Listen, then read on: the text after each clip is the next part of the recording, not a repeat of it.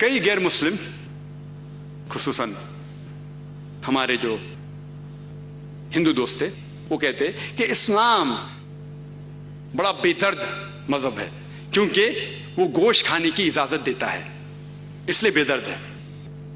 एक जानवर के जान लेना कितना बेदर्द है, गोश्त खाने की इजाजत देता है इसलिए बेदर्द है।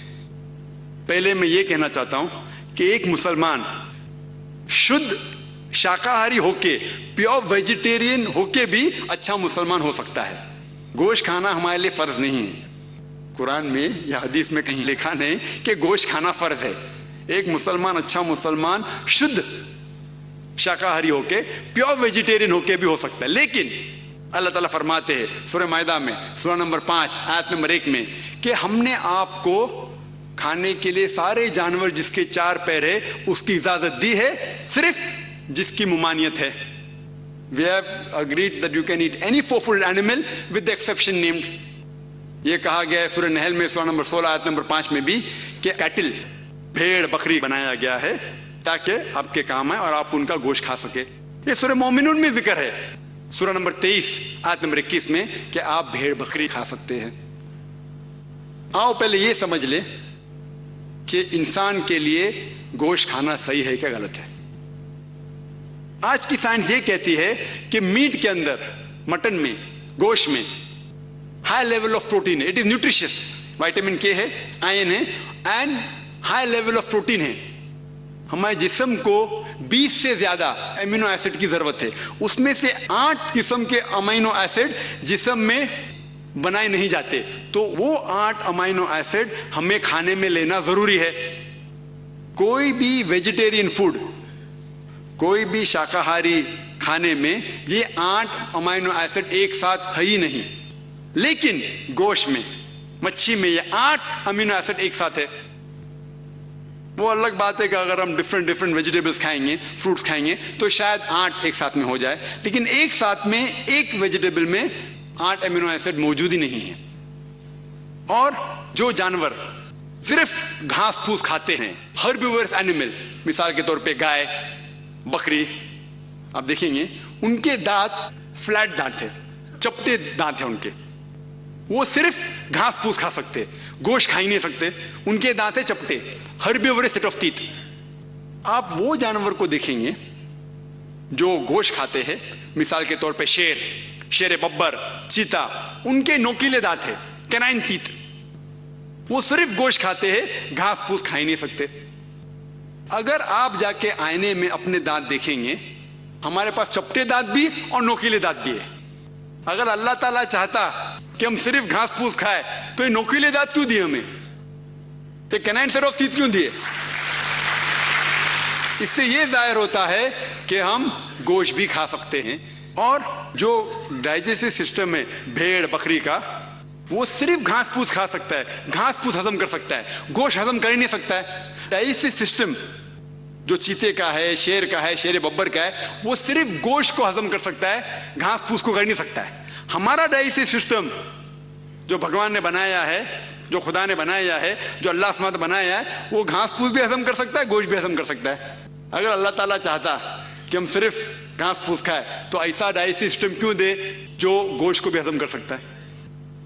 और बहुत से लोग को ये गलत फहमी है, हमारे हिंदू दोस्त लोग को, कि उनकी मजहबी किताबें गोश्त खाने से रोकती हैं।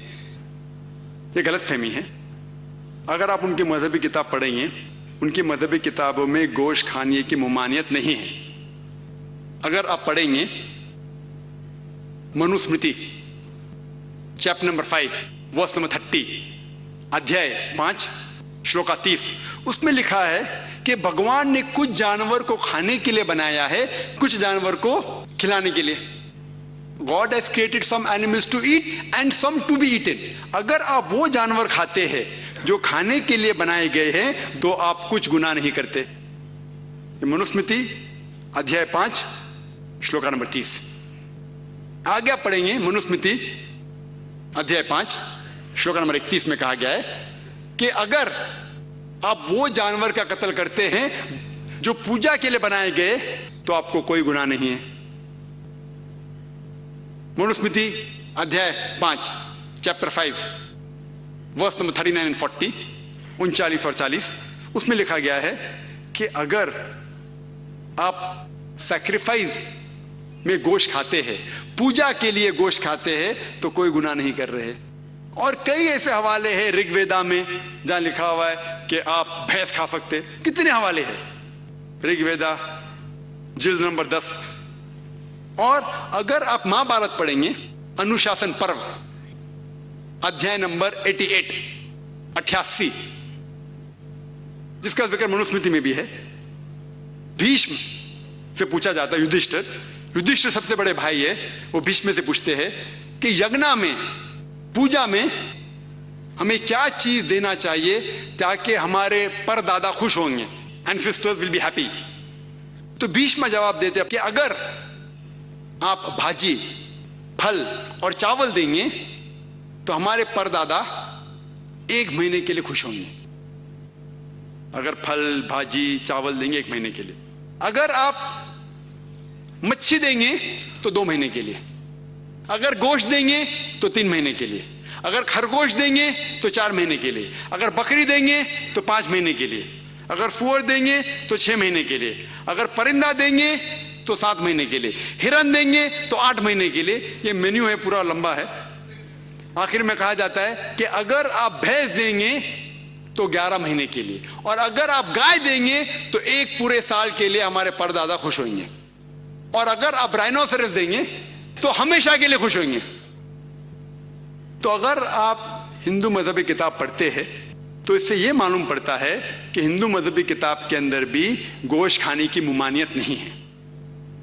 लेकिन क्योंकि बहुत से लोग दिगर मजाहिब की तरफ जा रहे थे, मिसाल के तौर पे जैनिज्म, इसलिए उनने दूसरी मजहब की चीज को इख्तियार किया।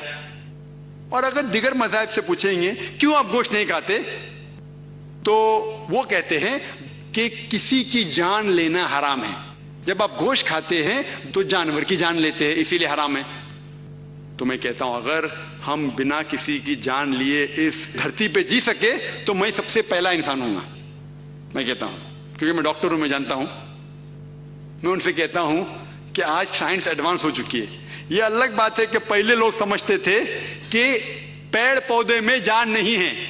आज साइंस एडवांस हो चुकी है, हम जानते हैं कि पेड़ पौधे में भी जान है, फल में भी जान है।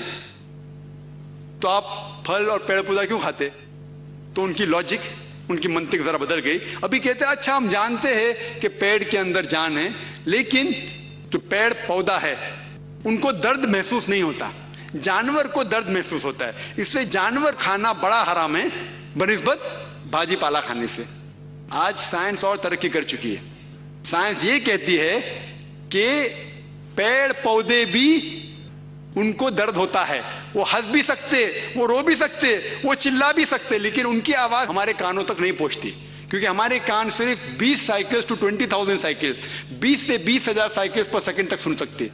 इसके नीचे, इसके ऊपर हमारे कान को नहीं सुनाई देता। लेकिन पेड़ पौधे भी रोते हैं, हंसते हैं, खुश होते हैं। आज साइंस एडवांस हो चुकी है। एक शख्स था जो मुझसे बहुत बहस किया। वो कहने लगा, जाकिर मैं मानता हूं क्या पेड़ पौधे में, फल में जान है, उन्हें दर्द का भी एहसास होता है, लेकिन जानवर के पास 5 सेंसेस है, 5 एहसास करने के सेंसेस है। ये जो पेड़ पौधे है सिर्फ 3 है। तो क्योंकि पेड़ पौधे के सेंसेस जो एहसास करने के ना, एहसास मतलब टच, टेस्ट, फील, ये सब एहसास सेंसेस बोलते हैं अंग्रेजी में। तो क्योंकि पेड़ पौधे में 2 कम है, इसीलिए पेड़ पौधे को मारना कम गुनाह है। तो मैंने उस शख्स से कहा कि मान लो आपका कोई भाई है जो गूंगा और बहरा पैदा होता है, ना सुन सकता है ना बोल सकता है, 2 सेंसेस कम है, 2 एहसास करने की चीज कम है। अगर वो बड़ा होता है और कोई उसका कत्ल करता है तो आप जाके जज से कहेंगे कि जज मेरे भाई के कातिल को कम सजा दो क्योंकि उसके पास 2 सेंसेस कम थे। आप तो उल्टा कहेंगे कि कातिल को डबल सजा दो, उसने मासूम को मारा है, बेचारा बहरा था और गूंगा था। इस्लाम में बहरा गूंगा 2 सेंस ज्यादा, 2 सेंस कम। कुरान में लिखा हुआ है सूरह बकरा में, सूरा नंबर 2 आयत नंबर 168, उसमें अल्लाह ताला फरमाते या लज़ीना आमनू, ओ ईमान वाले, आप वो चीज खाओ जो आपके लिए हलाल है, जो हलाल है वो जायज है, जो हराम है वो ना जायज है।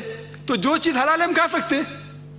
कोई अगर शुद्ध शाकाहारी है, मुझे कोई गिला शिकवा उससे नहीं है, कोई गिला शिकवा नहीं। कोई शुद्ध शाकाहारी है तो मैं मांसाहारी हूं, वो शाकाहारी है, मुझे कोई गिला शिकवा नहीं। लेकिन अगर वो मुझसे आके कहेगा कि मांसाहारी बनना गलत है तो मैं जवाब देता हूं। और हिंदुस्तान में जो लोग हैं, कई लोग शाकाहारी है, उससे देखे जाओ तो मुझे फायदा है।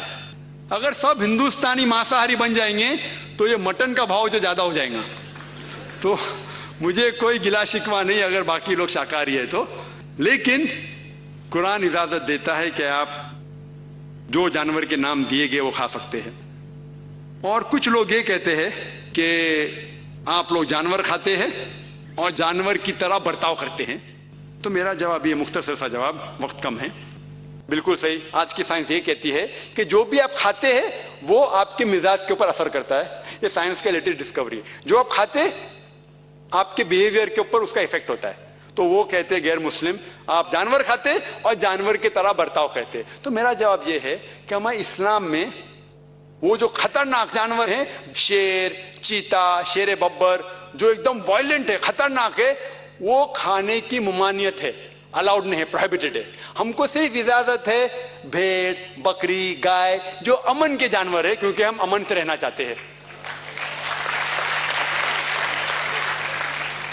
कुछ गैर मुस्लिम कहते हैं ठीक है आप जानवर खाते हैं, में कोई एतराज नहीं, आप जानवर खाते कोई एतराज नहीं। लेकिन आप जब ज़बा करते हैं तो इतने तकलीफ से जानवर को क्यों मारते हैं, तड़पा तड़पा के क्यों मारते हैं? एक झटका दो जानवर मर गया।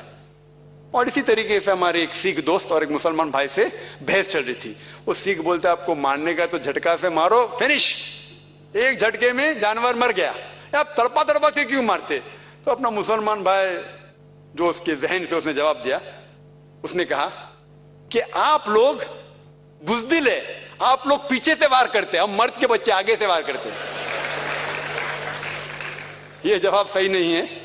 ये एक चुटकुला था, चुटकुला, जोक, चुटकुला कहते ना, तो ये सही जवाब नहीं। सही जवाब इस्लाम में हम ज़बा करते हैं, उसकी वजह यह है, कई शराइत हैं कि छुरी तेज होना चाहिए, जल्दी से करना चाहिए, एक जानवर को दूसरे जानवर के सामने ज़बा नहीं करना चाहिए, कई चीजें हैं। सबसे अहम है कि जब आप ज़बा करते हैं तो आप थ्रोट को और विंड पाइप को काटते हैं और वेसल्स ऑफ द नेक, जो गर्दन के जितने हैं वेसल्स, उसको काटते हैं। लेकिन स्पाइनल कॉर्ड को, जो रीढ़ की हड्डी है, उसको आप हाथ नहीं लगाना चाहिए, क्योंकि जब हम ज़बा करते हैं विंड पाइप और ये गले को काटते हैं along with the vessels of the neck, heart pump कर रहा है ब्लड, दिल अभी तक चलता है और खून बह जाता है। अगर हम रीढ़ की हड्डी, स्पाइनल कॉर्ड को डैमेज करेंगे तो जो नर्व जो दिल को जा रही है वो डैमेज हो सकती है, they can be cardiac arrest, दिल बंद हो सकता है। जब दिल बंद हो जाएगा तो सारा खून जिस्म में रहेगा।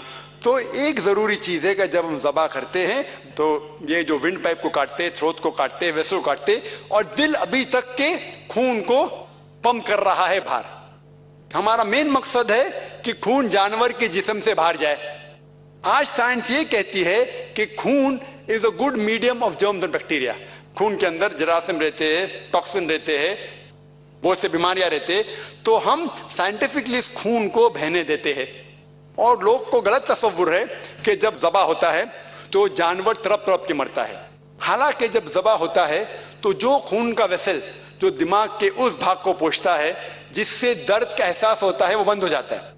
तो जानवर सुकून से मरता है, उसको दर्द का एहसास नहीं होता है, क्योंकि खून जो दिमाग के हिस्से पे जा रहा है जिससे दर्द का एहसास होता है वो बंद हो जाता है। मैं ये जानता हूं कि जानवर तड़प तड़प के मरता है, वो तड़पता है दर्द की वजह से नहीं, क्योंकि खून कम होने की वजह से scientifically muscles contract and relax.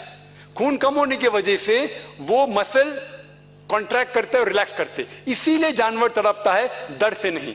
हालांकि झटके में कई बार जानवर 2, 3, 4 घंटे बाद मरता है और बहुत दर्द के साथ मरता है। तो इस्लामिक तरीका स्लॉटरिंग का एकदम सही तरीका साइंटिफिक है। लोग